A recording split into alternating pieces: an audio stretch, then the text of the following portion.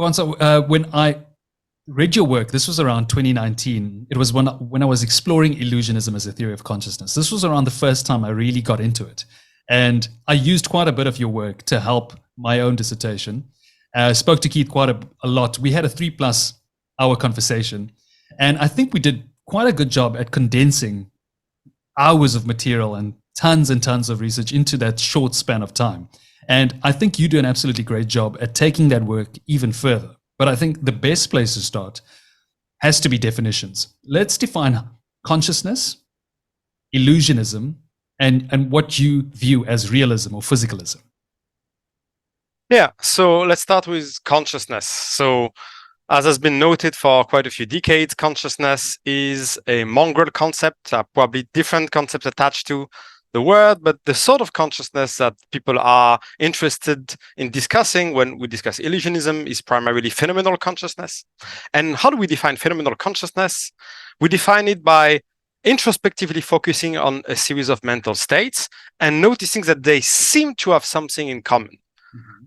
If we take, for example, a visual experience of red, a sensation of pain, an auditory experience of the sound of a trumpet, an imagination of a red tiger, you examine all of these mental states in terms of how they strike you introspectively. And then people say, oh, look, they seem to have something in common. There is something it's like to be in them.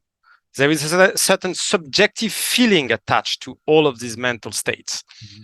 And the fact that these mental states are these subjective feelings that they are experienced in a certain way, this is a feature that interests us and that we talk about when we talk about phenomenal consciousness.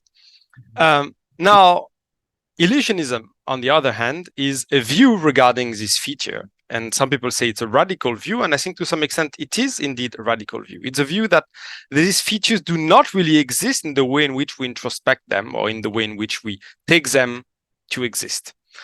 So phenomenal consciousness does not exist, but it only seems to exist. That's the standard definition provided by Keith Frankish in his landmarks paper, 2016, Illusionism as a Theory of Consciousness. So that's illusionism just plainly defined. Of course, and there are lots of different views and theories about how we mean exactly in the detail by that, but that's the definition I operate with. Mm-hmm. Now, your last question was about realism and physicalism, right? Yeah. Okay, so you mean realism about consciousness? So realism about consciousness would be the view that phenomenal consciousness does exist. That's pretty simple. Again, you can have different conceptions of what it is. Like you can say it exists and then have different views of its nature. Physicalists are people who believe, let's say, physicalism as a metaphysical thesis is a view that everything that exists is physical, in the sense that might have to be defined, but let's just use it that way. And then if you're a physicalist, so you think that everything that exists in reality is physical, nothing over and above physical things. And then you can either say, and consciousness is one of these things. So you're a physicalist and you believe that phenomenal consciousness exists and that what it is some sort of physical process or something constituted by physical process. But of course, you can also be a physicalist and be an illusionist. And for example, that would be my view. And say that everything that exists is physical, and phenomenal consciousness, this thing that seems so hard to reduce to the physical, simply does not exist. So that's good because we have a way to defend the physicalist position, which is also attractive independently. So I don't know. Are you happy with this definition? Do you want to dig somewhere? I think we will dig deeper. The reason why I started with asking also what is physicalism, because I think science operates mainly on physicalist theories, right? And it's interesting to see because the current outburst regarding IIT, Integrated Information Theory, and Panpsychism, I'm pretty sure you've been following this. What are your thoughts on this? Yeah, so I mean, to what extent your audience will know about that, I suppose some of them will know. So I think a couple of days ago, there was a collective letter published on Archive. I don't remember exactly why it was published. It's just a preprint, and it's a letter basically stating that us and the people signing the letter were mostly scientists and a couple of philosophers, saying that integrated information theory, which is an influential theory of consciousness, was akin to pseudoscience. And then there has been a huge outbursts of discussions. People going all the way. So personally, I did not sign the letter, and I was not asked to sign it. But if I had been asked to sign it, I don't think I would have signed it. Mainly because although I agree with a lot of the content of the letter, I think that pseudoscience is not really justified as a label here. And that's a point that many people have raised, right, in the discussion that ensued. And I think it's hard to make the case that it counts as pseudoscience. At least the way we originally use the term pseudoscience, we reserve it for certain case of disciplines where it's very obvious that they are not science, that they clearly do not respect the norms and the canons of scientific method. And I don't think it applies to IIT. I think IIT has a lot of problems. So I think it's really unpromising. I think IIT is very unpromising. I think it's probably too anchored in precisely introspection-derived so-called axioms or principles. So I think it takes introspection at face value in a way that is, for me, not justified and misleading. And I think it's probably somewhere in between metaphysics and science, and I don't think it's very promising as a scientific theory, but I don't think it counts as pseudoscience. Or if it does, I think too many things count as pseudoscience, and we don't want to count that many theories and views as pseudoscience. Are you surprised about the amount of backlash this letter's received? How much attention it's got? Yeah. I'm actually quite surprised consciousness got so much attention in such a short span. Yeah, I mean, I think the letter was also reacting to the fact that there had a lot of attention given to so-called adversarial collaboration, adversarial experiments that had been taking place, and some of them were presented as the IST last year, and they was presented as attempts at testing some major theories of consciousness, including IIT. And I think the letter was reacting to the fact that the way these results had been presented, including in the press, first seemed to make IIT, and second, it seemed to imply that maybe IIT had been confirmed, and it's certainly not. I don't think it had been confirmed. So I think there was also a reaction to already existing coverage and attention that had been given to the field of consciousness studies and to IIT in particular. And is it surprising? I don't know. I think it's an exciting topic. I think many people are excited about that. I think that it's been now a couple of decades that you can receive a lot of attention, including media attention, by claiming to have a theory of consciousness, particularly a scientific theory of consciousness. So I'm not that surprised that it received a lot of coverage. And I think that the pseudoscience label in the title of the letter was also designed to attract attention. Yes. And it was, I think, the people who wrote it, and then many people signed it, including many philosophers, but the people who wrote it probably wanted to attract attention. So I don't have doubt about the fact that they used deliberately a word that was maybe a bit stronger than what they thought themselves was fully warranted, I suspect. But yeah. Well, I mean, there's so many aspects around that, because obviously IIT is very much akin to a panpsychist view. It's very much that consciousness is a fundamental feature of reality. I don't want to get too caught up on the other theories of consciousness, because I actually want the chunk of this focus to be on illusionism. But I guess as we prime ourselves towards it, let's discuss those other theories of consciousness before we head in. What don't you like about theories like panpsychism, idealism? Let's just start with those two, and I think we'll work our way from there. So just, I think one thing that is important to keep in mind is what question we're answering exactly, right? Because, for example, panpsychism, idealism might be not necessarily response to exactly the same questions. So panpsychism is a response to some sort of question that we can call the distribution question, which is, where is consciousness? And panpsychism says that basically it is not literally everywhere, but at least that it is maybe located at the fundamental level. There is consciousness. Idealism, on the other hand, is a response to a metaphysical question about what fundamentally exists. And you see that what fundamentally exists is mental and probably is something like consciousness. Of course, the two questions are naturally related, but you could imagine, for example, being a panpsychist and being a dualist, or being a panpsychist and being an idealist. I think the way I see it, I don't think that panpsychism and idealism are necessarily in contradiction.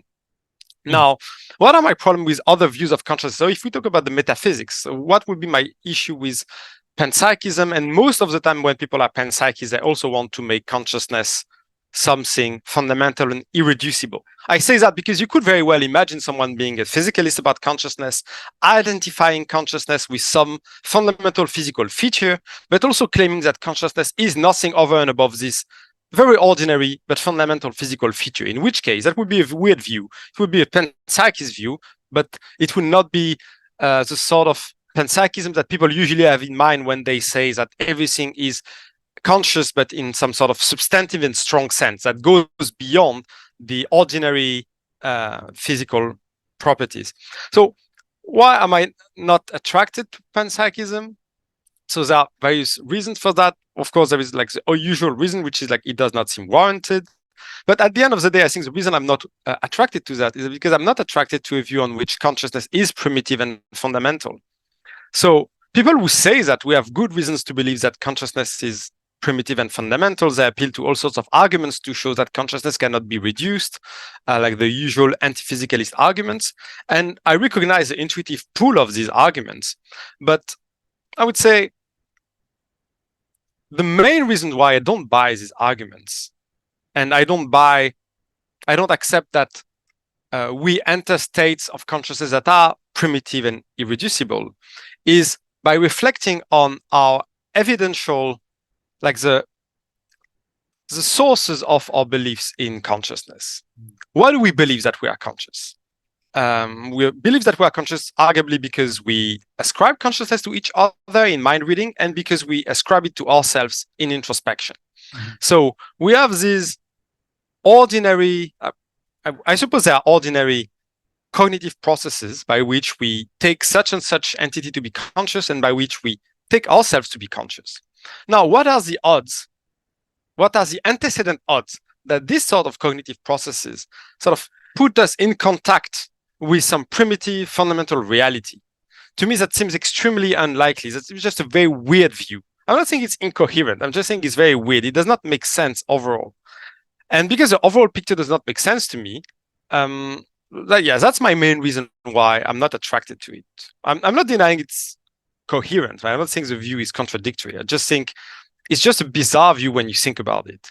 On the other hand, the view on which we ascribe consciousness to each other and we introspect consciousness, and we happen to represent it as some sort of ethereal, irreducible entity, although this irreducible and ethereal entity does not exist, this view makes very much sense, right? There is no reason to expect that our introspective mechanisms should, so to speak, grasp the ultimate nature of the state that they represent.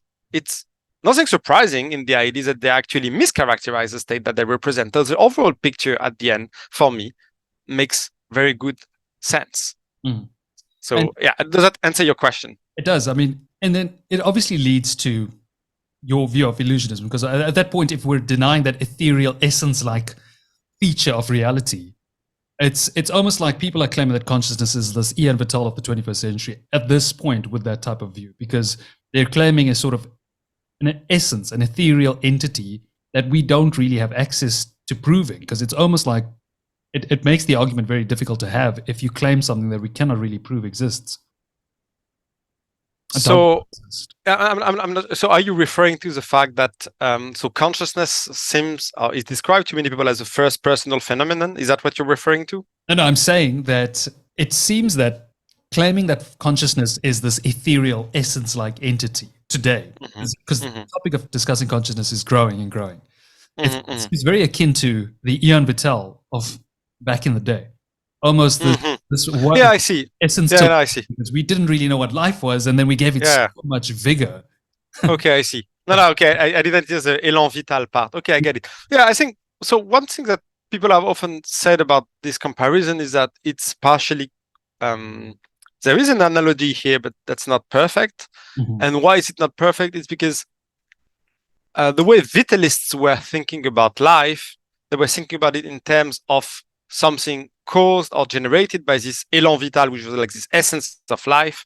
But the reason why they were doing that seemed to have been because living things were able to do certain things that non-living things were not able to do, right? Living things, for example, were able to reproduce, to grow. They seem to have some sort of teleology, they seem directed towards an end in a way in which mechanical, non-living things were not. And that it seems to be that it's why people posited the existence of an Elan Vital. Like, you need to account for this power of the living things.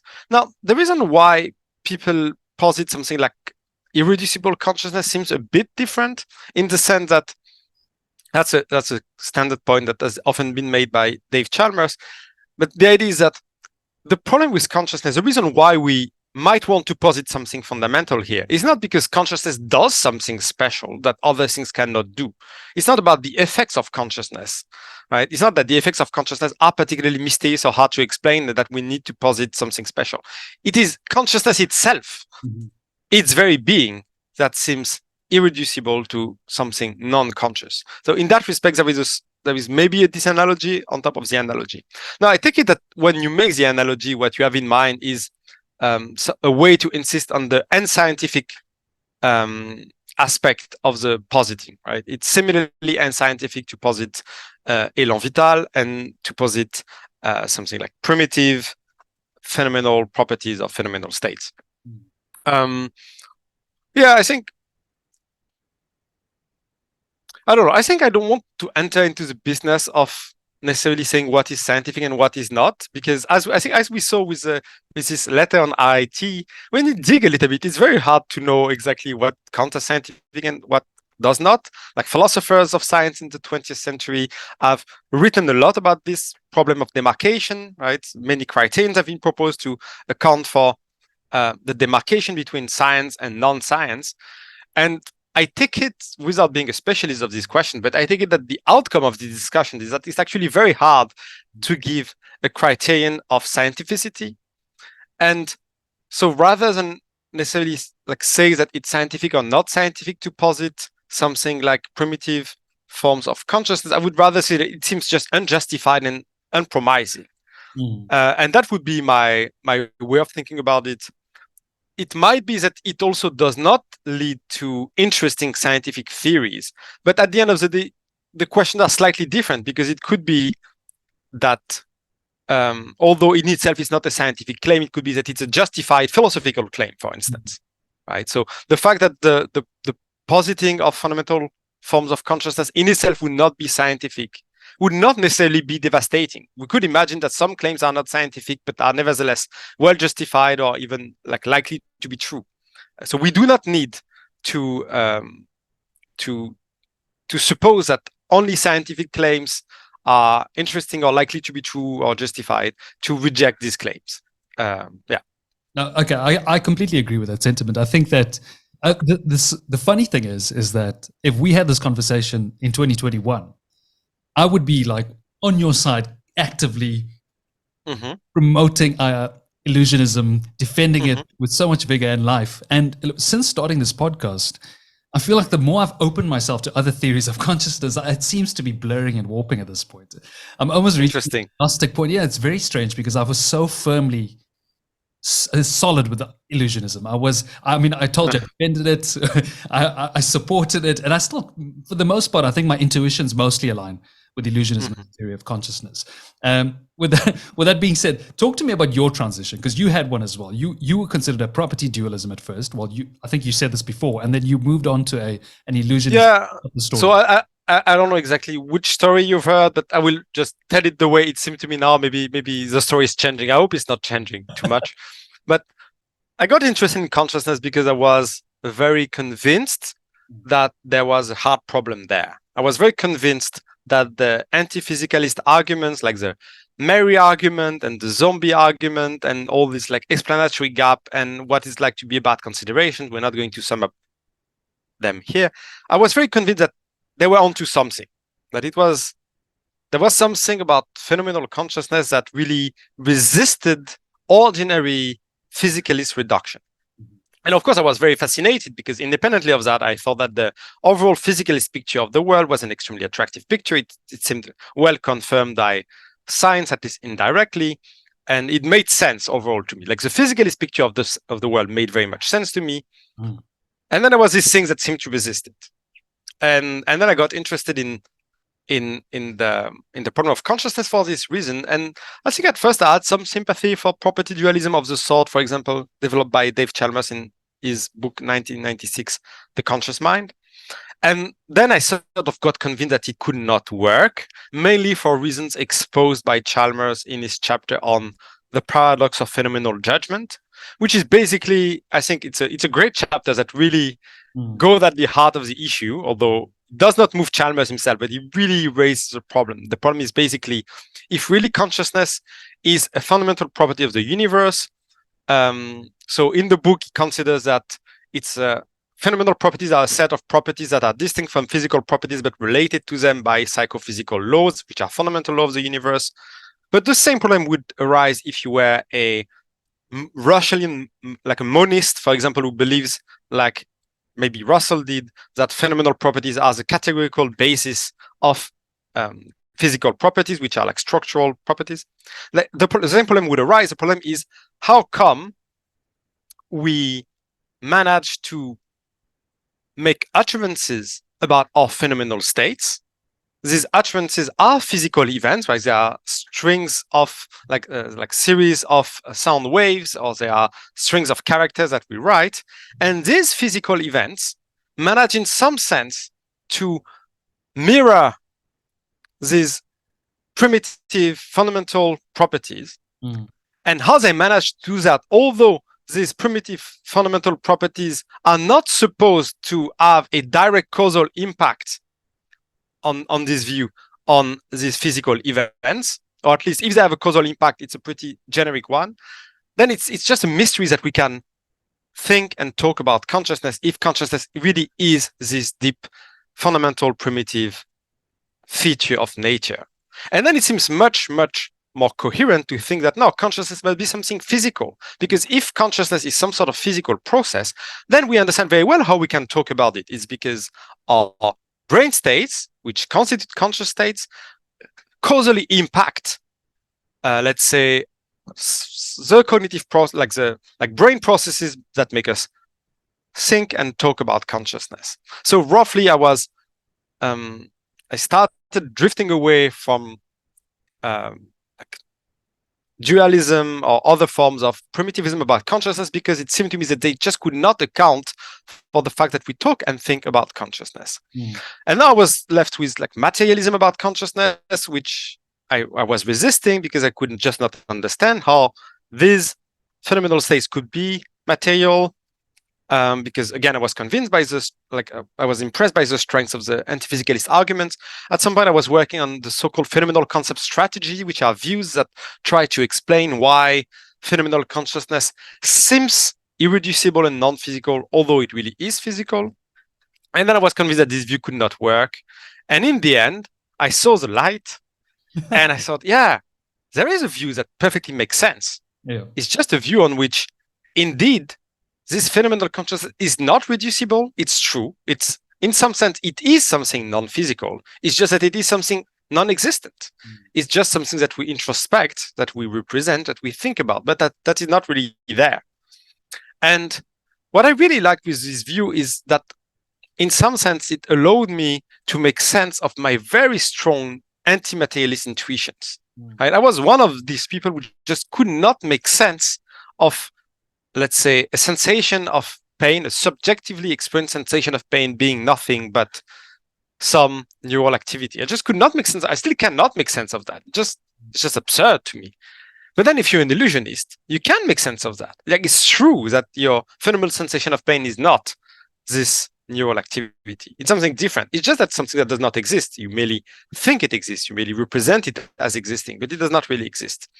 So for me, the power of illusionism was this capacity of making sense of our anti-physicalist intuition while preserving an overall physicalist picture of the world when it comes to the metaphysics.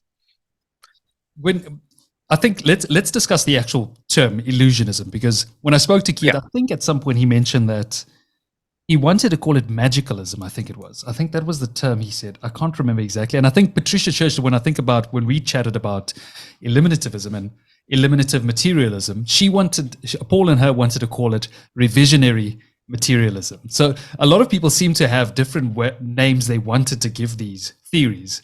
What are your thoughts on the actual word illusionism? Yeah, that's a good question. I think the thing with names is that when you have a view in mind, your view is very detailed, and then you're going to sum it up in one or two theses, and the theses themselves are going to be summed up in a name, and the name is going to stick or not. And people are going to get confused because of the name, but every name creates some confusion, like different sort of confusion. I think illusionism is a good name in the sense that it sticks easily. People are keen on using it, which I think are good things. And it's better than magicalism because I think magicalism is just too specific, right? Because magicalism would be the view that we think of consciousness as magic. And I think illusionism is a bit more general than that because it's not as specific as to what's the right metaphor to understand how we think of consciousness. Like magic might be an enlightening metaphor, but it might not be the most enlightening, or it might not be the only one. So yeah, I think there are flaws with all the names, right? Some people have objected to the name illusionism because there is at least one way of using the term illusion, so that illusions require something like a perceptual experience. And since illusionism about consciousness seems to deny that perceptual experience, in a certain sense of perceptual experience, exists, some people say, oh, but then illusionism is contradictory because to be in the illusion of consciousness, you need to have a conscious state that is the state of illusion itself. So there is a contradiction here. So of course, this objection is easily answered, but it's true that the name itself keeps suggesting the objection to objectors, so to speak. So that might be a flaw of the name, but I think every name has flaws, right? So I'm not sure I can think of a better name. Eliminative materialism is a good name too, but then there is this ambiguity that you don't know if you're talking about metaphysical elimination or about verbal or discourse elimination. Exactly. And the two issues are different. Yeah, that's why Pat said they preferred revisionary materialism, because it's almost like you're updating and correcting old terms and old terminologies for phenomena we're describing. Also, I mean, Keith and I spoke about the fact that with illusionism, you have to backtrack. You almost have to start at the back and work your way forward with the name, because it's called illusionism. And a lot of people seem to assume that you're basically claiming that consciousness does not exist, which is incorrect. Your claim is that phenomenal consciousness, so that ethereal essence like feel, or that qualitative phenomenon is actually what does not exist. Yeah. So again, as I said at the beginning, but a bit fast, like when we talk of consciousness, we can mean many different things, right? And for example, there is this great fundamental article by Ned Block where it's called On the Confusion about the Function of Consciousness, where it distinguishes various concepts that are distinct as concepts, but that we attach maybe to the same word when in English we use the word consciousness. And there are many forms of consciousness in that sense corresponding to some of these other concepts that are perfectly legitimate from an illusionist point of view, right? Access consciousness, for instance, like the property of some of our mental states to be like available for use in reasoning and rational control of action. This is a sense of consciousness that seems perfectly legitimate from an illusionist point of view, right? It's a functionally defined form of consciousness. There is no reason to deny that consciousness exists in this sense. There is also no reason to deny that some creatures are conscious in the sense that they are self-conscious, that they have a representation of themselves as themselves. So this is not something that illusionists have any problem with. So it's only on one specific sense of consciousness, which is phenomenal consciousness, that illusionism denies existence of consciousness. And of course, it happens, and I think I've probably also written things like that sometimes you go fast, and then because you have defined in the first paragraph of your article that you were talking about phenomenal consciousness, and you end up just talking about consciousness, assuming that everyone understands what you talk about. And sometimes maybe you can be sloppy, right? I'm sure people can sometimes be sloppy in their formulations. And this create questions about, but aren't you denying too much? Isn't it obvious that we are conscious?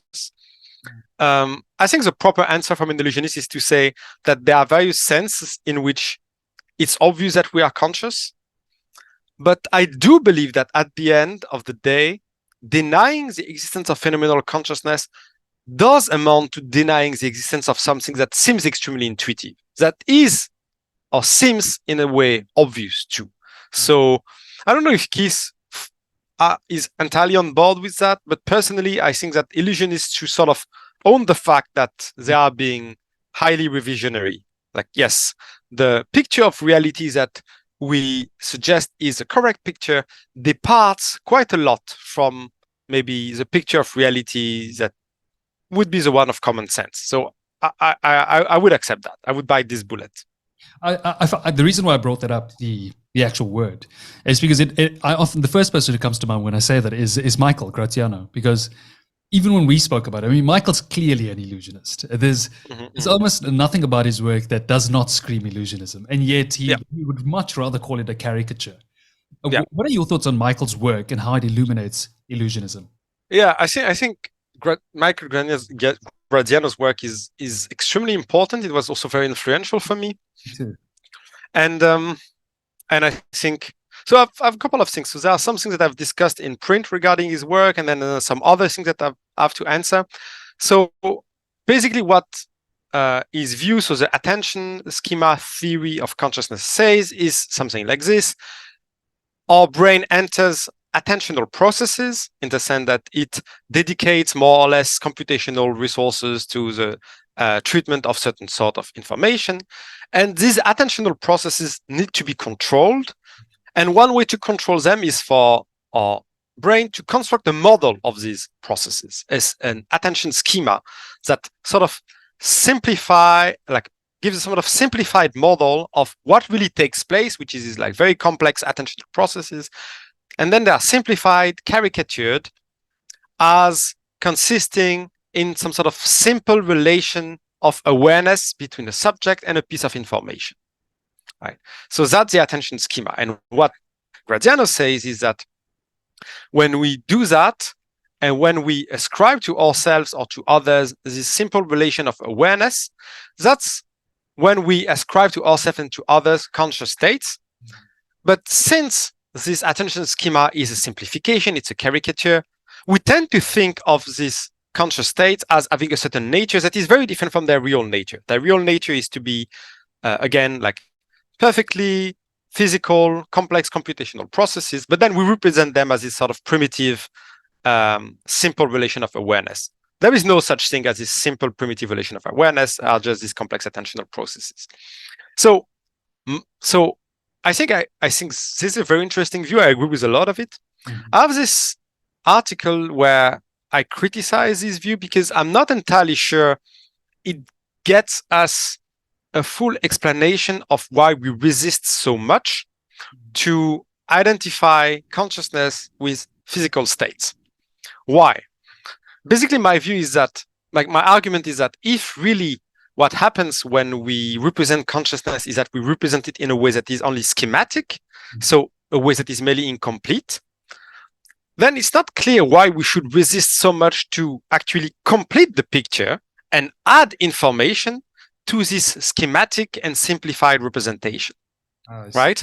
A little bit like if, let's say I draw a map of South Africa and I draw a very schematic map where basically I just put the 3 or 4 major cities on the map as points. And then I present to you the map. You just see the borders and 4 major cities. And then you come up and you say, well, actually, there is more in South Africa because there is also this city and this road and this road. If my original map was really just a simplification, just an incomplete map, why should we resist to adding more information? There should be no cognitive resistance there, so to speak. And the idea is that if really our attention schema was merely an incomplete representation, then we should not have the sort of deep resistance that we have when we try to accept the purely physical nature of our conscious states, because trying to accept that would be merely adding information to some incomplete description. But I believe that we resist quite a lot to admit the physical nature of our conscious states. So for me, this suggests that when we represent consciousness, for example, in introspection, it's not just that we represent it incompletely. It's that we represent it positively as having some features that they do not have. I don't know if that makes sense. Well, I don't know if that was clear enough. It does, but a part of me is trying to figure out at which point exactly do you kind of just go into two different directions, because I think at some point when you read some of Michael's work, he does sort of claim that we do tend to make this claim of something that does not actually exist via the attention schema theory. I'm trying to figure out if it's more alike than you think. Yeah. So I think my view, if I had to detail it more, is that I think probably that's what he wants to say, because that's probably what happens. But I don't think his view accounts for that, right? That's another way of framing it. Yeah, okay. I think in his, for example, in his original book, Consciousness in the Social Brain, where I first discovered this theory, which is a great book, I really recommend everyone should buy it.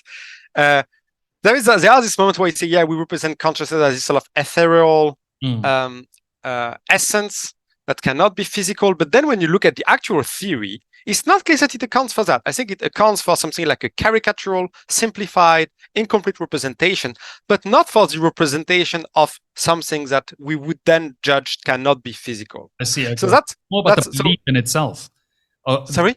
So it's more about the actual belief or thereafter, like the representation of the belief afterwards. Is that you're talking about? Well, I think that there are different ways of framing it, but yeah, one thing that you could say is, how come we tend to have these beliefs if really our representation of consciousness is merely merely an incomplete representation, right? And my concern is that the attention schema theory as is does not really account for why these beliefs arise. So I'm not saying, of course, maybe Graziano can give some other story to explain this.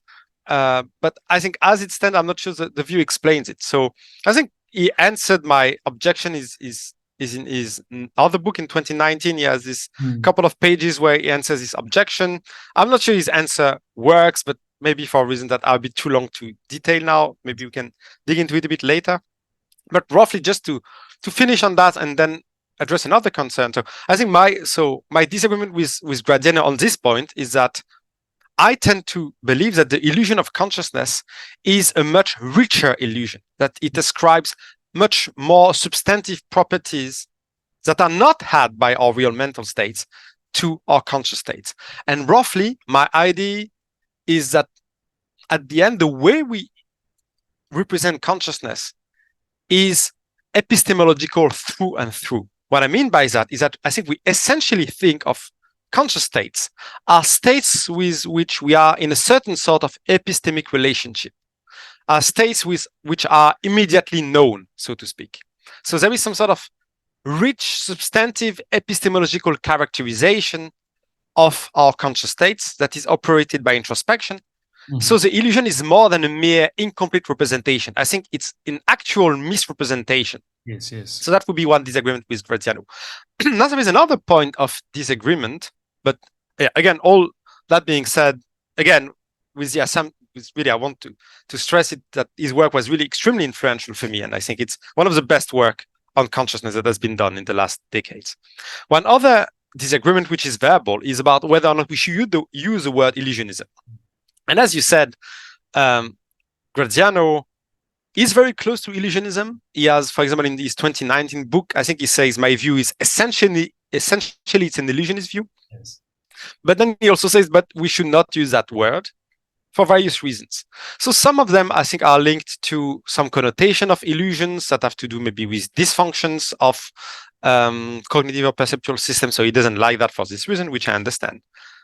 I think he has other more strategic motivation. I think he has one part of his book where he says something like, you should not call consciousness an illusion, because if you call consciousness an illusion, no one is going to take you seriously. It's like the kiss of death for a theory if you say consciousness is an illusion. So just don't say that. It's just bad politics. And so that's something that I've been thinking about recently in the last 2 years. I've been thinking about that, and I think I disagree with him. And the reason why I disagree with him is the following. Why is it that calling consciousness an illusion is likely to create such hostile reaction? So one first reason might be, well, because of misunderstanding, because people don't understand that we deny only phenomenal consciousness and not access consciousness. They say, okay, but normally in a philosophical, theoretical context, we clarify everything. So this misunderstanding, of course, they can arise, but they could arise for any view. So what is it?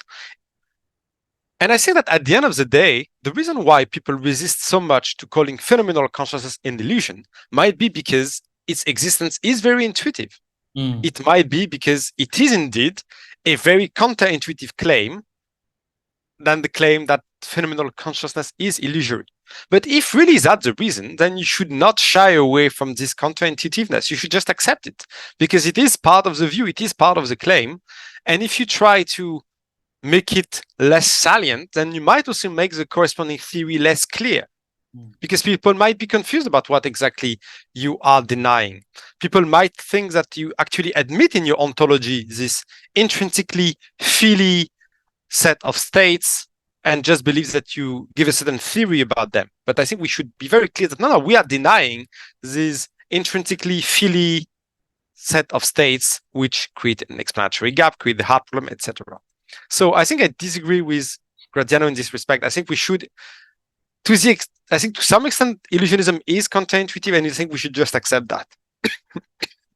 I think I agree with you. I think when I wrote my paper, I remember saying, I can't remember exactly what I said, but I remember actually saying we should call a spade a spade. I mean, this is if this is what we're saying, this is what we should say, and then people need to sort of change their view around the theory rather than actually start changing this word. I mean, that's what we do all the time today. Due to political reasons, due to so many different things, we're slowly changing and redefining terms, and that's not the solution. You actually really need to understand what the term is referring to. That's the bottom line.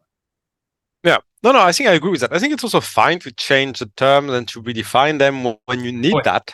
Yes, but then it should be very explicit about that, as explicit as you can, right? When you for some, you can have good scientific or good philosophical reason to use an old word in a slightly different manner. But then I think it's really important to not be sneaky about that, like to be very clear. Yes, and to be that transparent aspect of clearly defining it and letting people know why you've changed it, and sort of have that track record to maintain that coherence. Yeah, but that being said, I also understand Michael Graziano's concern, right, about the sort of reaction that the theory attracts, because you have a theory, you think it's true, you want it to be adopted, and if your theory, the way it's formulated, creates this very strong hostility, then what are the chances that it will ever be adopted? So I also understand this concern. I just think that there are good reasons to just own the counterintuitiveness of the view. That's what I believe. I really do understand as well. I mean, I completely get why it's almost scary to say something like this is an illusion, because so many people hold so dear conscious experience. This is literally like, it's almost like being atheist. You're going out and telling people that God does not exist. It's very similar in that regard. And when it's associated with people like Dennett, Susan Blackmore, you've got these people, this type of thinking that occurs. So there is this social stigma that comes with it. So I kind of do understand why this view would be viewed in a sort of negative. In that regard. Yeah, I mean, I think there are lots of potential sociological, ideological factors that could explain that. I think one way around it is, I think Keith does that pretty well, is just to insist on the fact that what is denied, this phenomenal consciousness, might not really be what people usually care about. Maybe only philosophers care about it, or maybe people who have entered a certain sort of academic training really care about phenomenal consciousness. Maybe what ordinary people care about is consciousness in a way that is much more underdefined. And since there are lots of senses of consciousness in which illusionists do not deny the existence of consciousness, maybe it's not that bad for the ordinary people. I'm not sure about that, to be frank. I think it might be that more ordinary people care about phenomenal consciousness than what Keith says. So I think, again, that might be a point where I might be in disagreement with Keith. It is growing. I mean, at this point, it seems like ordinary people are becoming more and more involved with this topic and this conversation, which is exciting. But also that means we do have to tiptoe around the definitions of words at this point and kind of really clearly define these terms now, even more than ever. No, for sure. And I think that's also something that has appeared clearly with this big RIT affair, right? Which is that when you engage in science popularization or like diffusion of scientific results, but it also applied to philosophical theories, of course, you need to avoid the temptation of clickbaiting or sounding sexier than you are. No, definitely. So I mentioned Sue, and tell me, how influential was Daniel Dennett to you? Because I remember when I was writing my own, he's one of those figures where I do really look up to him in a very godlike figure sometimes in terms of philosophy. Yeah. So I think Dennett is probably one of these philosophers, one of the few contemporary philosophers of mine where I would be tempted to say that he's really above most of what has been done. He was so much ahead of his time, and so many just great ideas are there. It's really impressive and a bit frightening. At the same time, I don't think Dennett was the most influential in bringing me to illusionism, for the reason that when I remember reading Dennett as an undergrad and as a young grad student, and I remember that when Dennett, like for example in Consciousness Explained, or in his subsequent book like Sweet Dreams, when Dennett addressed the illusion of phenomenal consciousness or illusion of qualia, although he did not always use the word illusion, a lot of his explanations as to why we were subject to the illusion had to do with us committing a certain number of reasoning mistakes, right? Dennett was trying to make us see through our philosophical mistakes, through our fallacies, and make us understand that in fact we're not conscious and in the phenomenal sense, and that we thought we had qualia because we made all of these philosophical mistakes. And that did not sit well with me, because I had a very strong impression that the reason why it seemed to me that these states with qualia had very little to do with philosophical reasoning. It seemed to me that it was in fact some sort of pre-theoretical impression that I had, that I was conscious in this sense that maybe cannot be easily reduced to some functional or physical process.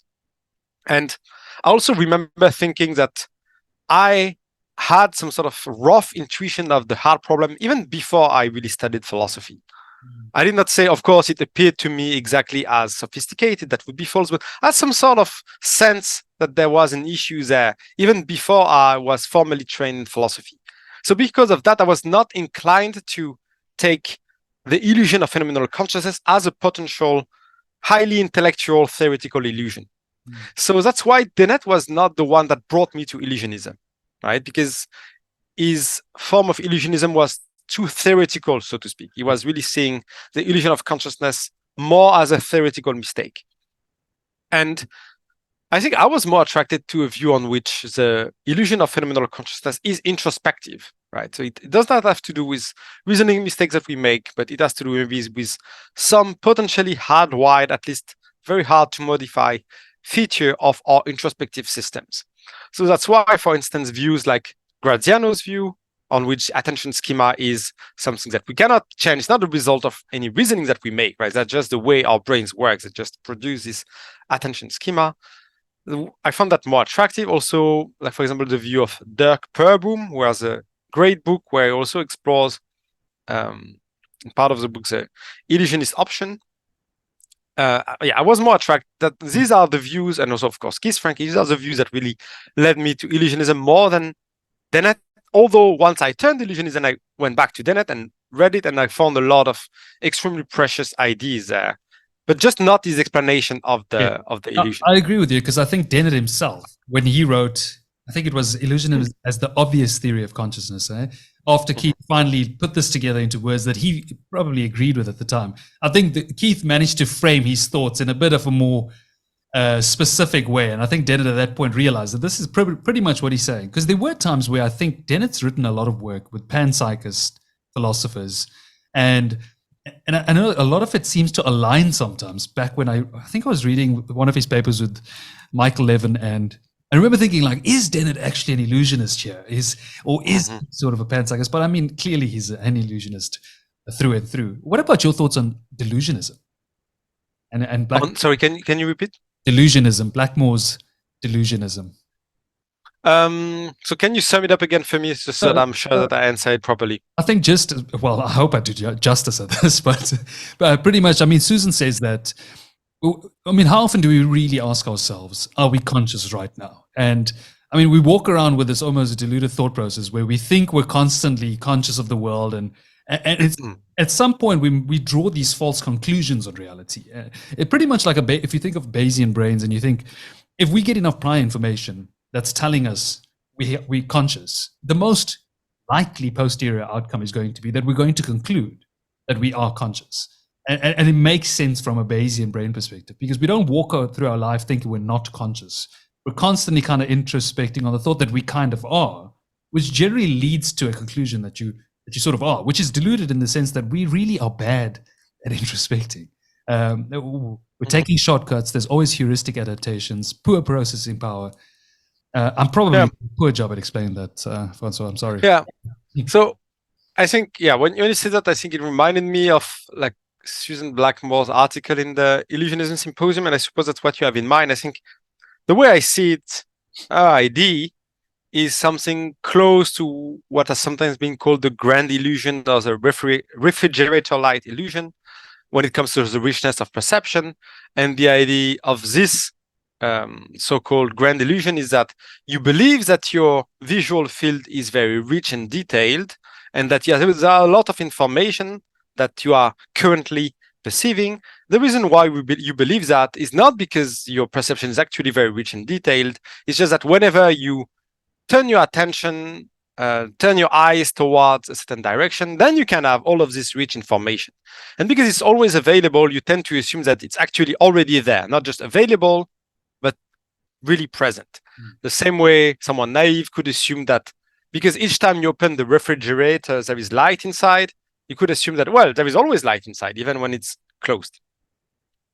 And I think that the idea of Susan Blackmore is that something similar goes on with consciousness, and that in that sense, maybe we would be sometimes conscious, but just quite rarely. We're only conscious when we look, so to speak, or when we probe ourselves in the appropriate way, when we perform the appropriate sort of introspective act. But the rest of the time, we're not. So it would be a view on which consciousness, phenomenal consciousness, I suppose, is real, is just very rare and very sparse. And we assume that it is much more common and much more rich than it is. I think for me, this sort of view is a bit orthogonal to the form of illusionism that interests me. Why? Because if you admit that phenomenal consciousness is real, although it's rare, you still have the same problem of explaining it, right? So you still need to solve the hard problem of consciousness, so to speak.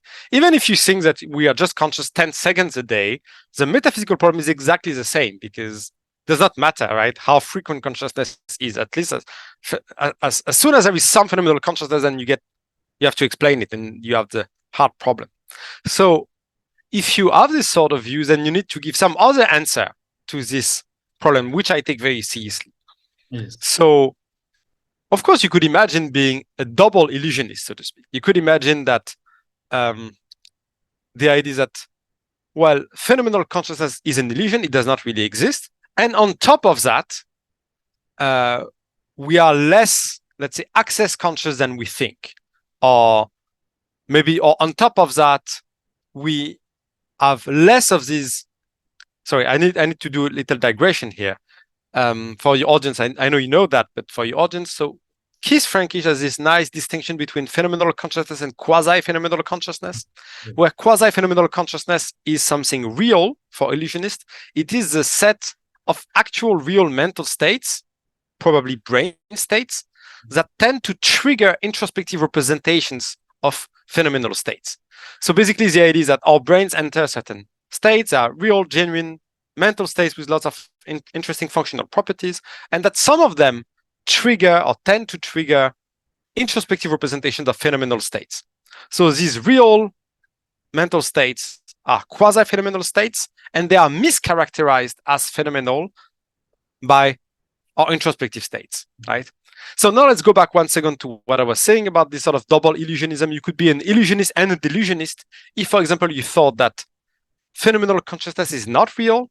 There are only quasi-phenomenal states that are mischaracterized as phenomenal. And on top of that, these quasi-phenomenal states are not even as frequent as we would think. It's only when we introspect them that they really exist with all their complexity. And in fact, there is not even that. So you could combine the two pictures. But the reason why, at least the way I understand it, is the illusionist picture is not so attractive to me is because I don't think it gets rid of the main metaphysical issue. Yeah. So let's break into illusionism even more. I mean, you've got weak and strong illusionism. Do you want to give me your version of how you define these two terms as well? Yeah, so basically, strong illusionism is more or less what I called illusionism earlier. So it's just the view that phenomenal consciousness does not exist, but it seems to exist. Then weak illusionism is something a bit different. It consists in saying, well, phenomenal consciousness does exist. It just seems to have certain properties that it does not really have. So there are illusions regarding phenomenal consciousness. It's just not about its very existence. It's just about some of its features, some of its properties. For example, someone could say, and then you can be more or less of a weak illusionist, depending on how many features and how important are these features that you claim to be illusory when it comes to phenomenal consciousness. So typically, someone could say phenomenal consciousness is real. It just seems to be non-physical, for instance. And if you claim that, then you would be a weak illusionist. You think phenomenality is real. It just seems to have some properties it does not have. There is one variety of weak illusionism, which I think is maybe the most coherent.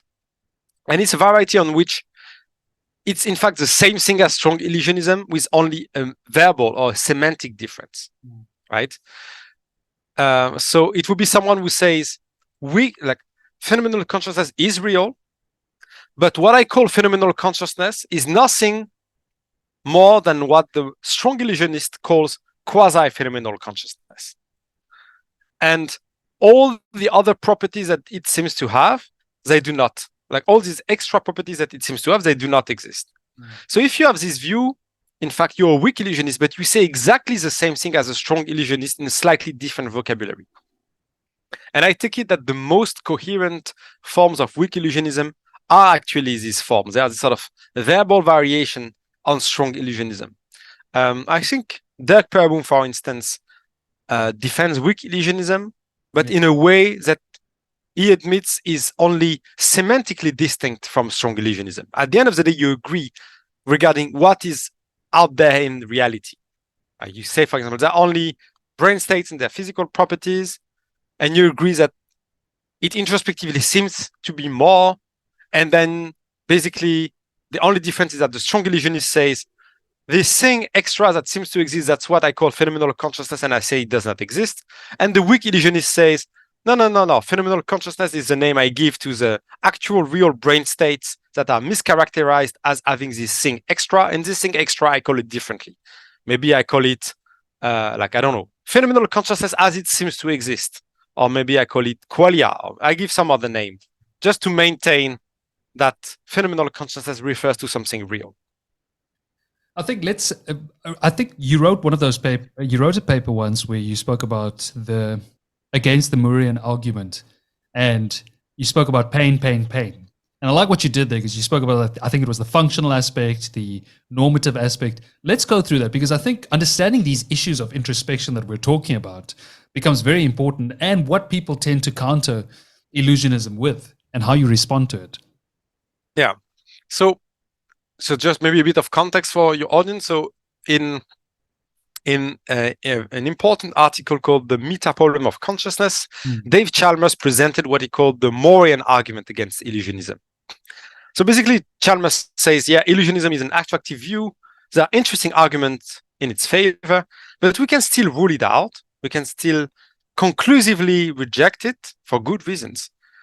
And we do so by building a so-called Moorean argument against it. So it's a Moorean argument because it belongs to this family of arguments that might have started with Moore's proof of the existence of the external world in early 20th century.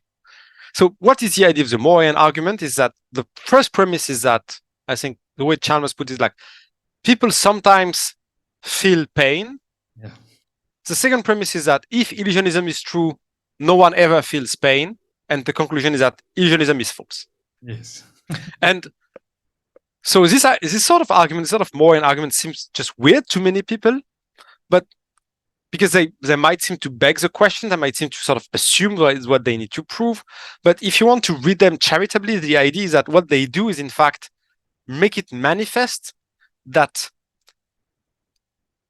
among your premises, that allow you to show the falsity of illusionism, you have premises that are so obvious, so commonsensical, that they are more plausible than any other premise that might support illusionism. Right? The premise that some people sometimes feel pain is just one of these basic, obvious, commonsensical statements. And if you think about the support that a theory such as illusionism can have, you will probably need to have scientific premises, philosophical premises, and all of these premises are debatable, and they cannot be as plausible as something as simple as people sometimes feel pain. So that should be, our starting point, so to speak, because it's just obvious. So that's the Moorean argument. So I wrote an article about this argument, and basically I was arguing that the argument fails. So the article is pretty complicated. There are lots of different layers. So you were referring to the beginning of the article, where basically I want to say, first of all, we must be really clear about what exactly the illusionist denies, to be also very clear about how obvious is the existence of this form of consciousness that the illusionist denies.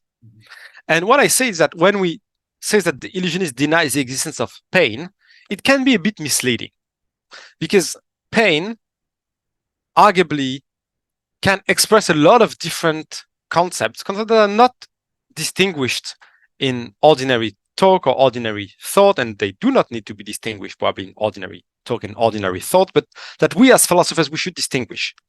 Basically what I say is that when we say, well, people sometimes feel pain and it's obvious, we can be referring to lots of different things. There is one first sense in which people feel pain and it seems pretty obvious, which is what I call the functional sense of pain. What I mean by that is that sometimes people feel pain would mean something like sometimes people enter states that have certain typical causes, such as like physical wounds, like shocks, emotional disturbances, whatever you want. And these states make people act in a certain manner. They make people say, I'm in pain. They make people enter in avoidance behavior, into like fighting behaviors. They have all this sort of rich functional role. And in this sense, in this functional sense of pain, it is completely obvious that people feel pain. Right? No one would deny that sometimes people enter in this state that makes them act and behave and think in a certain way. And the illusionist does not need to deny that. It's perfectly okay with illusionism that people sometimes enter pain, states of pain in this functional sense. There is another sense of pain for which illusionists also do not have to deny it. That's what I call the normative sense of pain. So it's not clear that it's really a different concept of pain. It might more be like some sort of associated conception that we have with a concept. But roughly the idea is that when we think that people sometimes feel pain, one of the things that we think is that people sometimes enter states that are bad for them, states that are awful, right? That have negative value, and that maybe call for compassion or call for moral consideration. And in this sense of pain, the illusionist also does not deny that people sometimes enter pain. Of course, people sometimes enter states that are awful for them, states that call for our compassion or for our moral consideration. We do not need to deny that at all. What we are left with, the residue that illusionism indeed deny, is only the phenomenal sense of pain. This subjective experience, such that there is something it's like to be in it, that's what the illusionist denies. Not the functional pain, not the normative pain. So, and I think it's very important to be clear about that. Why? Because it might be tempting to, for example, confuse the different senses, or think that only phenomenal pain can play the role of functional pain or can play the role of normative pain. So that if you believe that, you would also believe that illusionists think that nothing has value or nothing is important, and that it's okay to cut the arm of my neighbor. But that's not what illusionism says, right? That's insane, and that's certainly not what we say. There is not this sort of moral or normative consequences. So that's why I think it's very important to first be clear about what is exactly denied there. Yes, and I think you also wrote a paper about that normativity in general. You also wrote a paper that I think it was, what was the name again? Something about normative aspects all illusionists have to claim. I mean, have to just... I wrote two papers actually on the issue of the potential normative consequences of illusionism. one's called like the normative challenge for illusionist views of That's consciousness. And normative I've challenge. also written another paper more recently called Ethics Without Sentience. Mhm. And so basically, I think it's a very intricate issue. And to be frank, I'm still thinking about it. So I'm not sure I've entirely made up my mind about this issue. But just one way to maybe frame at least the problem, and then I will tell you what I think about the issue. One way to frame the problem is to say there is at least one reaction to illusionism, which I think is misguided, but is also influential, which consists in saying, well, what matters in reality is consciousness. This is what has value. What has negative value is, for example, your states of phenomenal pain or sorrow, and what has positive value is your phenomenal states of joy and pleasure, to simplify. And that would mean that if you're an illusionist, you're denying that our mental states really have value, because you're taking away, so to speak, the only thing that really has value, which is phenomenal consciousness. I think Galen Strawson has this bit where he says something like that. It's like, if illusionists are right, then no one ever suffers, no one ever enjoys anything, and it's some sort of version of nihilism, and nothing matters. So of course it does not follow, right? The first thing to say is that of course it does not follow. You can be an illusionist and believe that lots of things matter. They just do not matter because they are phenomenal. That's all, but they still matter. Now, I also think that while you can say that, and you should say that, I also think that the issue is complicated in the sense that I think that if you admit illusionism, then you probably need to do some sort of revisions to our intuitive picture of what has value and who is deserving of more consideration. Why? Because I do believe that, at least right now, maybe it was not the case in the past, but at least right now, our intuitive picture of value and moral status has to do with phenomenal consciousness. For example, it's very clear if you think about the current discussions surrounding animal ethics or AI ethics. When people ask which animals matter, which animals should be treated with care, and which animals do not matter, or which maybe organisms do not matter, very often they take it that the answer to this question requires first to answer which animals or which creatures are sentient. And what they usually have in mind by sentient is something like the ability to enter certain sort of phenomenal states. Similarly, you have lots of discussions recently about AI consciousness. And one of the reasons why people are so interested in AI consciousness is because they think that if we can establish that some AI system is conscious in the phenomenal sense of the term, then we would also establish that this system has certain moral status or rights or dignity. So I do believe that in our current intuitive picture, we give a huge role to sentience and phenomenal consciousness when it comes to deciding what has value and what has moral status. So if we're illusionists and we say, well, actually, you know what, there is no such thing, like this phenomenal consciousness that just does not exist, I don't believe that your conclusion should be that nothing matters, but I do believe that your understanding of what matters and why has to change. I don't think you can just do exactly business as usual. You will, for example, probably not salvage a sort of binary division between creatures who have moral status because they are sentient and creatures who do not. Probably you will end up with different lines of divisions, maybe with something more graded. But at any rate, I think you will have to do some revisions. So basically, to the question, which is one question that I was asking in my work that you mentioned earlier, like, does illusionism have normative consequences? I think my answer would be something like, not the most dramatic ones. But you probably not condemned to go for this sort of nihilism. But it would be surprising if it did not have any consequence at all when it comes to this, like, our decision regarding what has value and who has moral status. Yes, I don't think. Yeah, please go on. So when I was writing about it, I remember Keith and I also discussing the fact that the moment you make this conclusion, there's also certain liberating implications to it, because the same way someone goes through that almost transition from religion to perhaps an optimistic sort of nihilism where they kind of know the universe is this dark, empty place, but it's almost liberating and freeing in that sense.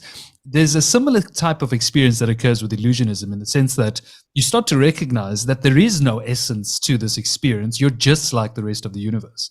You're just like this table.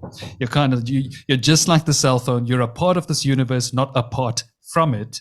And that's also very psychologically stimulating in a sense. So there is that sort of positive implication that you can sort of reel out of it. The question is how do you explain that to someone in a way that they can make it. Yeah. So, but of course, you could say that this particular application is not specific to illusionism, because if you, let's say, are a realist materialist, then it's also true that you have the same stuff as this table. If you are a panpsychist of any sort, right, a panpsychist who is also a monist, or a panpsychist who is also a dualist, then you also believe that you are made of the same stuff as this table, since this table is also phenomenally conscious. So I agree with you that illusionism has a consequence that we definitely are a part of nature. It's a naturalistic view, but it's not the only naturalistic view. So that's something that should be acknowledged to the other view, like in credit to the other view, other views. I think when it comes to the positive implications, I don't know. I think it's always a bit tricky because it is a tough one. Of course, when you have a view, you want to say, look, my view is so great. It also makes you feel better about yourself, but maybe not, right? And it's not an argument against the view that it does not make you feel better about yourself. If you could be true and makes you feel worse about yourself, it's possible.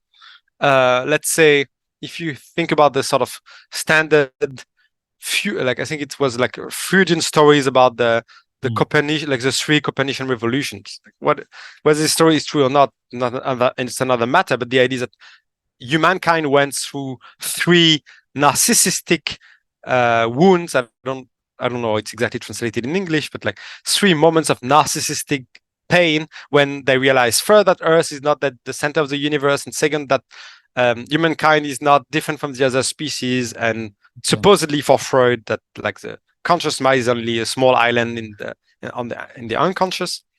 But this sort of stories, whether or not it's true, what it suggests that the view can be sad and still be true. Like it's possible. So maybe illusionism is joyful. Hopefully it is. But whether or not it is not an argument for the view. That's what I meant. Look, most of these life-changing discoveries, like heliocentrism taking us from the center of the universe, Darwinism taking us from the top of the food chain, most of them have been quite negative overall. It takes quite a lot to kind of work yourself through it. And I think illusionism will probably be the same. I think most people won't initially like the idea of it, but once they see the practical implications, or they can kind of look at the coherence behind it, they'll start to appreciate it a bit more. Yeah, probably. I think in general, probably a psychological truth about human beings that we like familiar things. Yes. We like familiar ideas, or ideas that have some sort of familiar ring. And of course, if an idea or a view is unfamiliar, or departs from whatever we took to be common sense, it's a reason to reject it, except for the contrarians, for whom it's a reason to embrace it. So yeah, and I think it's likely that the more a view is around and the more a view is thought about, then the clearer its consequences are. And then we also see that it does not have the dramatic consequence that one might think. I think the comparison with atheism is probably enlightening. If you think, for example, about very religious people, I think a lot of them have sincerely this impression that if someone is an atheist, then they must be immoral, or at least amoral. Right? It's sort of the old Dostoevsky line that he never exactly wrote that way, but like if God does not exist, then nothing must be forbidden and everything must be permitted. And then what is interesting is then when people are atheists, actually it's very rare when they think that way. I don't think many atheists are nihilists in this sense, right? Maybe some of them can be nihilist like philosophically, but at least in the way they behave and act, they do not seem to act like a Raskolnikov or any nihilist character that you might have in mind. So I think the more you appropriate a view and the more you integrate it into the rest of your views and also your existence, probably in some sense it becomes more familiar, it becomes more accepted. It also becomes less spectacular because it does not have all these crazy normative consequences that it might have seemed to have at first glance. Yes. It's almost like a reset, because I remember as a child, when I was around 9. I remember when I became, I grew up in a very Hindu culture, so very not religious, not very intense, but I was religious. And I remember around 9, I became an atheist.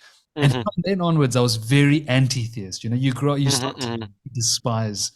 Then it slowly went into a sort of chilled, still very much a non-believer, but very relaxed, no longer anti-theist. And then I remember with consciousness, the same thing kind of happened. We started loving the topic, then became an illusionist, and sort of started going at it, just trying to defend illusionism very firmly. Now I still consider myself illusionist, but still but no longer defending it as hard as I feel like I was. I wonder if just because I was talking to so many other people at this point, who's been warped. So no, I want to know more about your own path, because you just said, because earlier I thought you were saying that you went back from illusionism. Now you're saying you still consider yourself an illusionist. So what would be your current view on consciousness? I think my most intuitive feel about it is that we're not fundamentally different from everything else. I think my most intuitive, my view would be illusionism, except I'm not as firm about it as I used to be, but it still is. I think that. So what would be the alternative then? What would be the other view that? Yeah, I think the most important factor that's made me reconsider how firm I was about it is my lack of understanding of reality. I consider myself agnostic at this point on the fundamental nature of reality. And because of that, it's not that I'm more open to idealist views. It's more that I get where they're coming from with trying to define reality differently. And if they're making the assumption that consciousness comes first, it's very tough to just immediately just say no. That's incorrect. I find that difficult to do nowadays. But there was a time where I considered myself so strong and firm illusionist that I would say that that's completely absurd. Yeah, I don't think it's absurd. I don't think it's incoherent. I think for me, really, coherence is very important. I think my conception of illusionism is compatible with the idea that we might be extremely ignorant about certainly the intrinsic nature of reality, whatever that is, or even if there is an intrinsic nature of reality. But roughly my view would be, we might admit that we're ignorant about the intrinsic nature, for example, of the physical, or we might even be ignorant about whether it makes sense to say that the physical has an intrinsic nature. It might be that our conception of what an intrinsic nature is deeply misguided, so that there is no such thing as intrinsic natures or nothing that corresponds to our concept. So we can admit our ignorance there, while also saying, but we have no reason to believe that the intrinsic nature is precisely this very local thing that we talk about when following introspection, right? Or following like introspective processes. And again, my reason to think that it would be a strange supposition to do that is just because of the way we can best make sense of what we know, which is some sort of physicalist picture of the world, does not leave it gives us a certain conception of what our cognitive processes are, of what our introspective processes are. And it would be extremely weird if these processes just happened to perfectly mirror some essential deep feature of reality. It'd just be weird. Why would this very local, this process that seem extremely idiosyncratic processes of some naked apes that sort of, conceive of their own cognitive processes in sort of specific way, why would that actually be the most accurate conception of the nature of reality? That just seems weird to me. I don't think it's incoherent. I agree with you, because I feel the same way. I think that's pretty much how I view it as well, but I do see the coherence behind it. Another thing, François, that started to I started sympathizing and empathizing a bit more with is certain views of panpsychism, because there's work being done by people like Friston, Michael Levin, etc., where they're starting to understand proto-cognition, certain processes within intelligence. That's very intriguing to me. But still, I mean, overall, I still think that if I'm going to be deeply physicalist in my approach and view, then illusionism to me becomes the most convincing argument. Yeah, so I'm not extremely familiar with his views. I mean, of course, I know a bit, but not a lot about like Friston's views or Michael Levin's view. But my impression is that, as far as I understand, there is nothing that prevents you from accepting these views and accepting illusionism. Because again, illusionism is not about denying mentality. Yes. It's about denying phenomenal consciousness. So you could very well admit that there is cognition at some sort of very basal level. For example, maybe at the level of cells, or everything living is in some sense cognitive, if you want. As long as you don't say, or you don't think that there is anything phenomenal going on there, nothing intrinsically feely. If, for example, you conceive cognition only in terms of minimization of free energy, there is no link to the phenomenal there, right? So you could admit, as far as I understand at least, you could admit that every living organism minimizes free energy, and that this minimization of free energy is not deeply different from what goes on in us when we engage in cognitive processes, as long as you don't involve anything phenomenal there. You can also be an illusionist, so I think it can be fine. Maybe you can just combine all of that. You're right, no? 100%, because when I spoke to Carl, I gave him this example of how you could draw an illusionist account of consciousness via the free energy principle, and he agreed. He said, if you say it the way you just said it, which people, if they can watch that episode and just check it out, then he said, then yes, the conclusion of saying illusionism is correct is actually true with the free energy principle. So you're right about that. Interesting. And by the way, you might also know, so there is so one proponent, not exactly of the free energy principle, but more generally like the predictive processing approach to the mind, for example, Andy Clarke has co-written with Friston, and they go very close to illusionism together, right? I don't know to what extent Friston cares really about this specific aspect, right? It's on the comments on the meta problem. Probably is not really exactly his concern. I think Clarke might care a bit more. I think they co-wrote also with Sam Wilkinson, if my memory is correct. So, and they have this article called Biasing Qualia, where basically they say something like, if we take the general predictive processing approach and we consider that what our minds are doing are just like formulating hypotheses to account for sensory input, and that and they just try to adapt this hypothesis as to minimize prediction error. And we can also imagine that our beliefs about qualia are nothing but one of these hypotheses. And in that sense, qualia are not a given. They are a constructed hypothesis, which might be to some extent incorrect, right? In the sense that maybe our beliefs in qualia are to some extent incorrect. They are just, in some specific context, the best hypothesis that we have to account for certain sort of sensory influx, but that might not correspond to anything. Yes, I mean, I don't think they would say it not correspond to anything real, but at least there might be a significant distortion of whatever is really going on. So my impression is that there is also a way to like not only say that like predictive processing or the free energy principle are compatible with illusionism, but actually a way to implement that in a specific research program.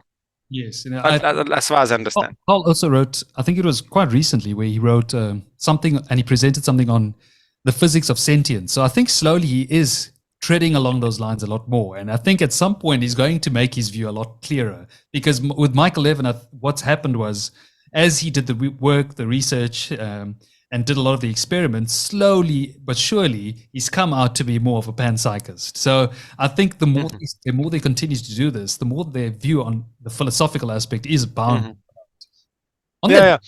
Sorry, continue first.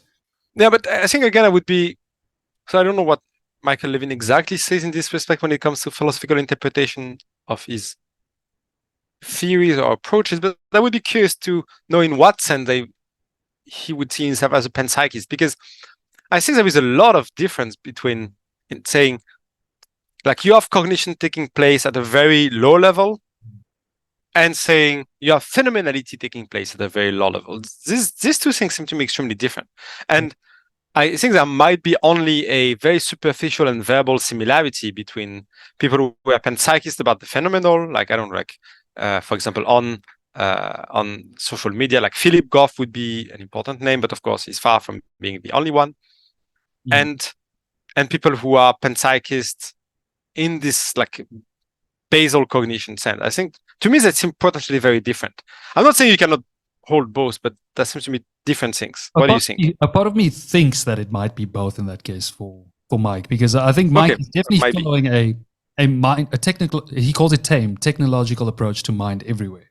And I wonder if he's considering mind to have phenomenal states or not at that point. But I am chatting to him again at some point, so I'll definitely ask him about that. Yeah, that would be great to know exactly, because I'm wondering if the reasons that you have to posit, because roughly I will tell you why I think this is very different.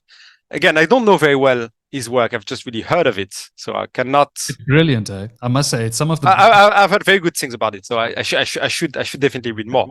But as far as I understand the idea of people interested in supposing or positing something like cognitive process as lots of very, very low level is just because it does a certain sort of explanatory job, right? You posit something like simple forms of cognition, and it accounts for striking results, striking experimental results. But at the end of the day, what matters is the explanatory job done by this position of cognition. But it's a very different explanatory job from the explanatory job done by positing phenomenality at the lowest level, right? When people like Philip Goff or Hedda Hasselmerk want to posit phenomenality everywhere in the universe, they're not interested in making specific predictions about the behavior of some specific cell. They're interested in finding a place for consciousness in the universe. So their explanatory goal is completely different. They might also be interested in maybe in explaining why there are categorical bases to our physical properties. But again, these are not specific predictions. This is not about explaining specific behavior of specific organisms. So you see what I mean? I feel like you can probably be a panpsychist in both senses, like a panpsychist about, let's say, cognition, a panpsychist about phenomenality. But it's just that the reason to be a panpsychist about one seemed to me to be very different from the reason to be a panpsychist about the other. So that's why maybe Mike is a panpsychist about both, but I think it probably for different reasons then. Something like more like a pan-proto-psychism. It's just very, it is slightly different. It's not the exact same version of panpsychism that Philip is, but I think we're both going to do a disservice if we not explaining his view appropriately. But along those lines, what I wanted to say was the main reason why I don't firmly go around defending illusionism as much anymore is because my project is quite different now. I think at this point, I'm trying to explore this field in general, just consciousness. I love this topic. I love the mind-body problem. And the goal's been to actually understand everybody else's views. And with that, it's become a lot easier to empathize with all the other theories. Because I find something that genuinely does happen to philosophers is the moment you firmly stick to a view, you can defend it blindly at all costs. And that's a very common feature. And I was afraid that was going to happen. And when I looked at my first series of interviews, I noticed my illusionism coming out. It was very difficult to sort of ask questions openly. It was very tough to kind of just open my mind to what the person's really doing. And I have to say, the moment I stopped doing that, the moment I actually stopped defending my own view and listening, the more I really took some of these arguments very seriously. And it's not it's not so much of a relativist thing. It's not where I'm letting anything go. It's kind of like I still hold my view. It's firmly there, but for the most part, their views are very intriguing as well.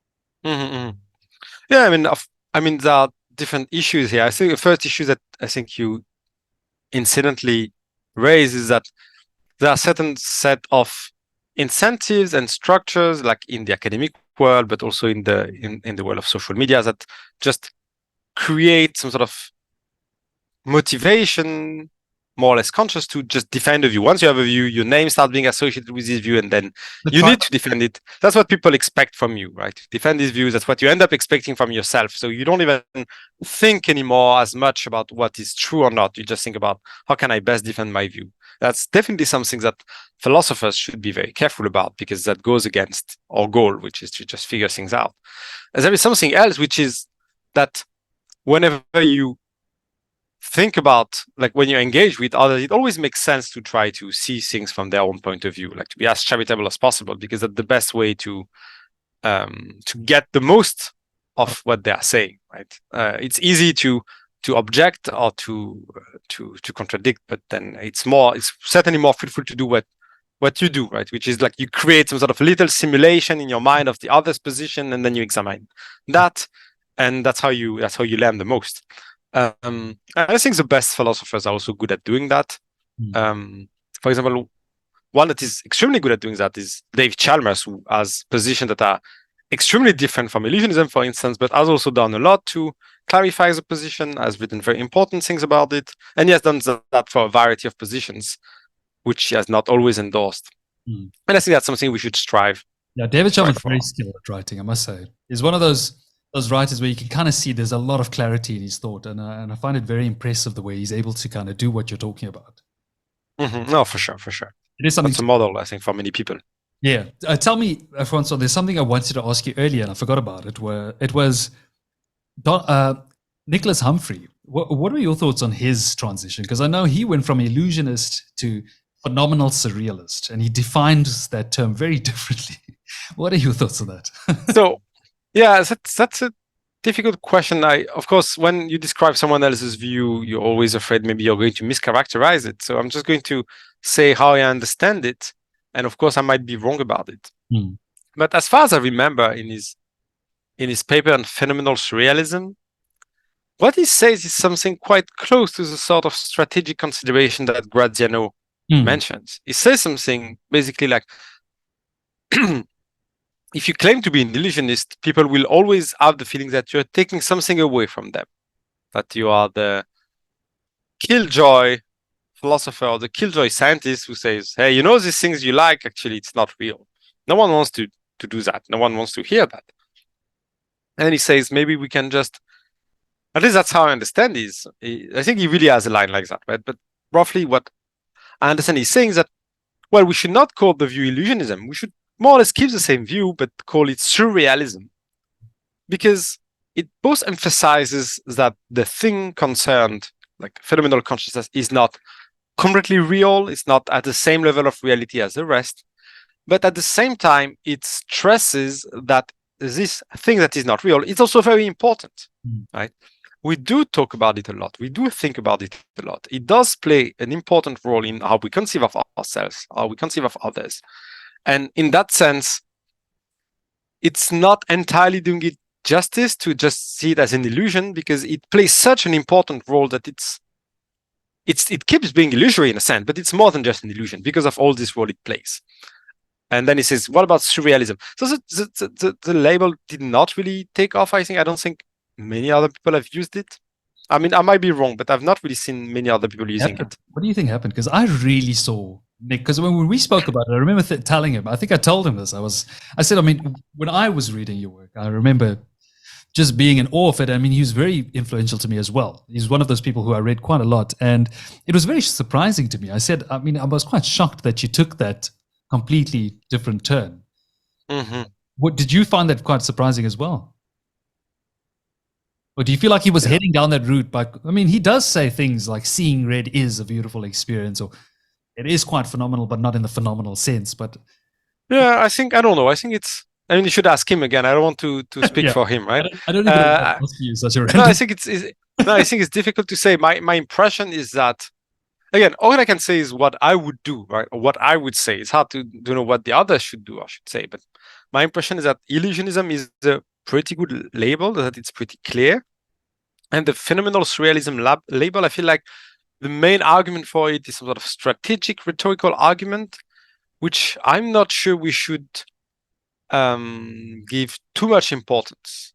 I understand why people are concerned by this sort of concerns, but I also think that we should, for example, accept that the view is counterintuitive, own it, and still defend it. So that's why I would not use the labels phenomenal surrealism, because I'm not sure it maximizes clarity. I feel like it might make for something attractive, but I'm not sure it maximizes clarity. But then again, I cannot speak for Nick Humphrey why he exactly does what he does, right? I cannot commit to that. What do you love most about illusionism as a theory of consciousness? Yeah, but as I told you, I think for me the most attractive part is that it allows to excuse me. It allows to sort of save a picture of reality that I find coherent, which is like the physicalist picture, in which we are physical beings, our cognitive capacities are the product of like process of evolution by natural selection, on which we are built out of originally very simple physical beings that just become more complexly organized. There is no leap, there is no sudden transition. And it allows me to combine all of that with my very strong impression that when I look into myself, I find these experiences that are nothing like anything physical, that have that has very much this sort of unique experiential subjective character. And for me, illusionism is the only views that allow me to make sense of all of that by saying that my introspection is illusory. If you other views, yeah. Yeah, so other views, of course, give different answers to the problem of making sense of all of that. But for me, illusionism is the most elegant. So one that once you've accepted it, even for a second, then suddenly everything makes sense. Yeah. And once you have accepted it, also you find the other pictures really cumbersome and just weird. Like, why do you need to posit all of that? It's so much simpler to admit that these impossible to explain entities are inexistent and illusory. After that, I think there is also, but that's only something that came later. I do think that there is some sort of aesthetic dimension that I appreciate in the view, which is basically that there is something a bit fascinating and a bit beautiful in the idea that the way we can relate to reality and know about reality is not by looking deep into ourselves. And that actually, when we look deep into ourselves, we do have the impression that we touch reality with our finger, but it's actually false. We are actually very much under an illusion when we look deeply into ourselves.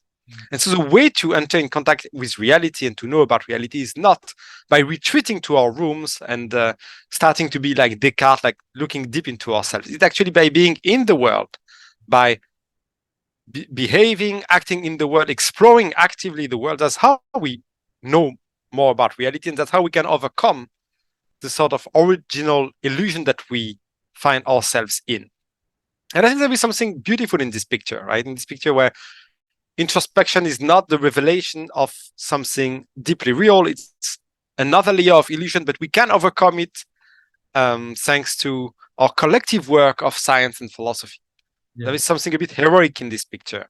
But again, that's not why I endorsed it. That's more something that I came to appreciate later when thinking more about the picture. Yeah, I agree that aesthetic aspect is something I also find it's quite attractive to me as well. When you wrote your papers on illusionism and you finally got into this group of thinkers at that point, when Keith got together that nice book where Illusionism as a Theory of Consciousness, and he put together all these articles of all you different guys. How did it feel to be like surrounded by all these people? I mean, I think you were probably one of the youngest in that. Yes, that's very possible. I was a grad student at the time, yeah. And I was at the end of my PhD. I was writing my dissertation, and I remember I had become an illusionist, but without having the term, right? Because I hadn't read his article yet. So I just had this idea. I was not exactly sure how to formulate it. I was still looking for, a label or a school of thought in which I could exactly place my view of consciousness. I could see that there was a similarity with like the eliminative materialism stance, but I was really keen on insisting on the idea that the introspective impression that we are conscious is very strong and it's not a theoretical mistake. And then I got hold of this article by Frankish before it was published. I got a preprint of it, and I thought, okay, that's exactly the right way to describe the position that I think is true, right? And then I got in contact with Keith, and he invited me to contribute really at the last moment. It was sort of a last moment thing, and of course, it was very stressful to be included with very respected and very established thinkers as a young. Like not so young, but as a grad student. That was very exciting. Of course, it does not mean that much in the sense that it's not because your name is written next to the other name that anyone thinks that you belong to the same category, right? So I still have no illusion about that. But of course, it's still very pleasant and exciting to be a part of something like this. And I think that Keith really did a great job with this article in clarifying debates, allowing everyone to move forward, structuring the conversation. And I also think that the collection that comes with it contains lots of important papers that are still read now. It's been like 7 years now. It's still widely read. And I think he also wrote one responding to each of you guys as well. Yeah, exactly. He wrote this sort of, I mean, that's usually what is done in the symposiums, right? You have this like target paper, a series of comments or responses, and then a response to the responses. So yeah, that's usually the way it's done. And I think he did also a really good job at summarizing everyone's paper. Keith is a very clear and thorough thinker, so he has this capacity sometimes to like synthesize ideas in extremely clear manners. It's very appreciable. I think in that 2017 paper where he responded to you guys, he said something along the lines of, this was at the very end, he said, if illusionism about consciousness is an illusion, then I am not disillusioned. I think that was one of his closing lines. I like that very much. Yeah, still endorsing the view. Yes. Tell me, François, who, prior to your jump to illusionism, and perhaps even during and after, which philosophers most inspired you? Sorry, did you say before, after, or during? I missed it. I was like all three. Prior, everything, during. Yeah. So I was educated philosophically in France, where analytic philosophy is not so widespread. So I came to analytic philosophy of mind and English-speaking analytic philosophy of mind quite late, really, as a grad student. And before that, I was more trained in the like so-called continental tradition. And I think the philosophers that were for me the most influential were certainly Nietzsche and Foucault were actually very influential. And I don't read them as often as I used to. I rarely read them, but I still think that they are a big influence on me, particularly Nietzsche. And I think that the general picture that Nietzsche had of the mind is actually very close to illusionism. I don't think he really cared about phenomenal consciousness per se, did not really write about that, but he has some interesting bits in the posthumous fragments about like internal phenomenology and consciousness, and I think they come really close to illusionism. So I see Nietzsche as a potential precursor, like with a lot of interpretation, of course, and he was definitely influential. Yes, I mean, you saw at the start of mine where I said, I started with an opening quote by Nietzsche to say, truths are illusions which we have forgotten are illusions. I love that. Yeah, exactly. Yeah, I can also send you the other quotes I have in mind. I don't have them exactly precisely in mind, but there is something about how the knowledge of the internal world is more mischaracterizing and more prone to mistakes than our knowledge of the external world. And again, although it's not framed in terms of phenomenal consciousness, I think that this inspiration is really key to illusionism. Like we actually know a lot about matter, like through perception, but also through science. And we think we know a lot about our consciousness by introspecting, but it's false. What we think we know is actually a lot of, well, it's probably some knowledge in the lot, but there is also a lot of mischaracterization, a lot of caricature, a lot of systematic mistakes. So yeah, Nietzsche was very influential.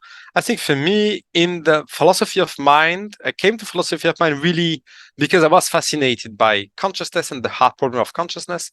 And the two authors that were the most influential for me when I came to philosophy of mind were actually not at all materialists. I mean, that's an exaggeration, but not leaning materialist and certainly not leaning illusionist. They were like, I think, Dave Chalmers and Joseph Levin. I think these two philosophers influenced me a lot, not because I agree with them, but because I found them both extremely clear. And I really appreciated in both cases the fact that they were not shying away from problems. I think that's something that sometimes philosophers do. We all do, because sometimes, it's convenient to reformulate or to obfuscate things so that the situation seems dialectically better for us.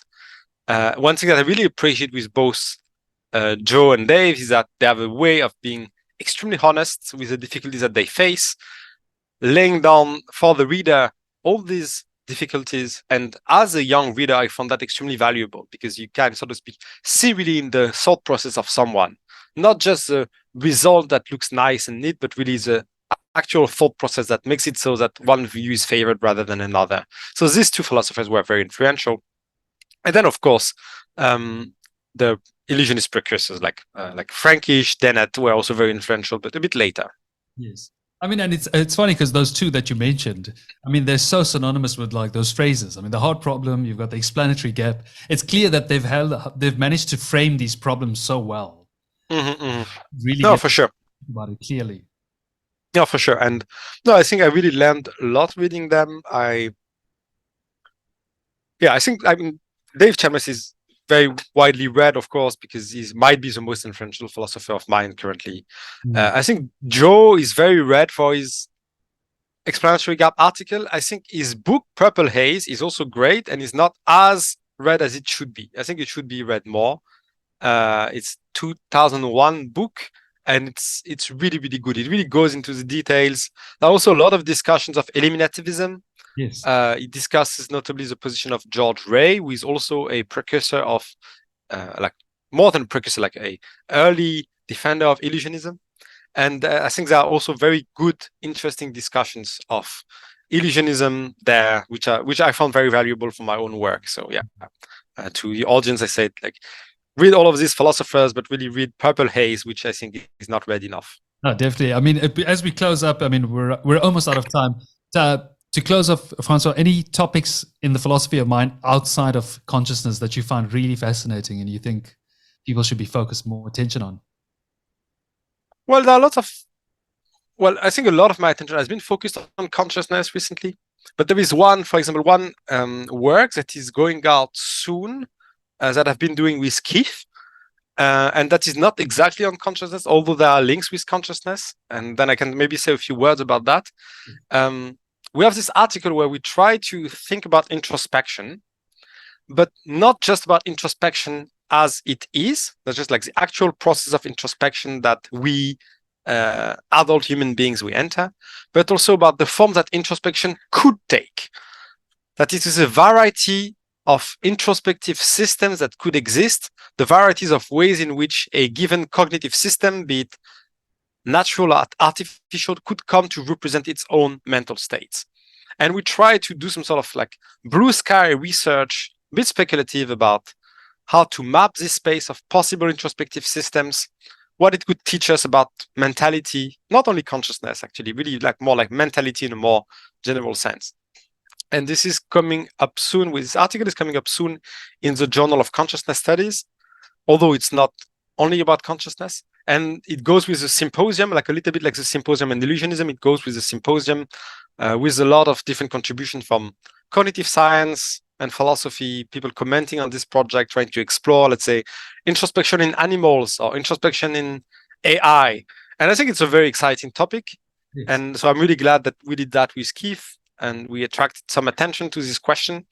And I'm looking forward to thinking more about these issues in the next years. There is also, for example, one of the contributions in the symposium that you will maybe be interested in reading concerns introspection during certain psychiatric, like introspection by patients suffering from certain psychiatric disorders. Like there is this one philosopher discussing the ways in which patients with depersonalization disorder and schizophrenia introspect their experience, and can these patients be said to be more accurate introspectors than normal introspectors? Yes. So there is also a discussion of that, which I think you might find interesting. So yeah, the authors, something along the lines of what I was touching on in mine as well. So that is something I would definitely be very intrigued by.